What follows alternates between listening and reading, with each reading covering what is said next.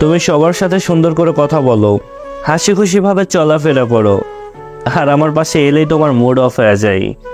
তোমার একটাই অভিযোগ না আমাকে নিয়ে, যে আমি সব সময় তোমার সাথে জাস্ট ঝগড়া করার উছিলা খুঁজে বেড়াই। আসলে সত্য কথা বলতে, আমি তোমাকে অনেক বেশি ভালোবেসে ফেলেছি। মানুষ যেমন নেশায় আসক্ত হয়ে যায় না, আমি তেমন তোমার প্রতি আসক্ত হয়ে গেছি।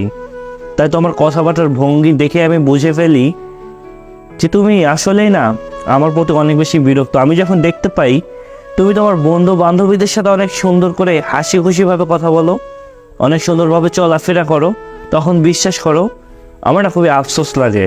এমনকি আমার এটাও মনে হতে শুরু করে, ইস, আমি যদি তোমার ফ্রেন্ডের জায়গায় থাকতে পারতাম, তাহলে হয়তোবা তুমিও আজ আমার সাথে এভাবে হাসি খুশিভাবে থাকতা, এইভাবে হাসি খুশিভাবে কথাবার্তা বলতা। বিশ্বাস করো, যদি এমনটাই হতো না, আমি পৃথিবীর সব থেকে সুখী ব্যক্তিটা হতাম।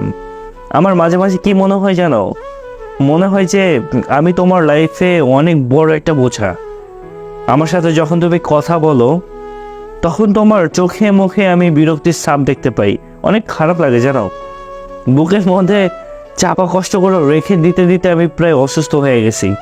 মাঝে মাঝে আমার মনে হয় যে আমার খারাপ লাগার কথাগুলো তোমাকে একটু বলি, কিন্তু আবারও মনে হয় বলে কি লাভ, সেই তো তুমি আমার উপরে আবারও অনেক বেশি বিরক্ত হয়ে যাবা।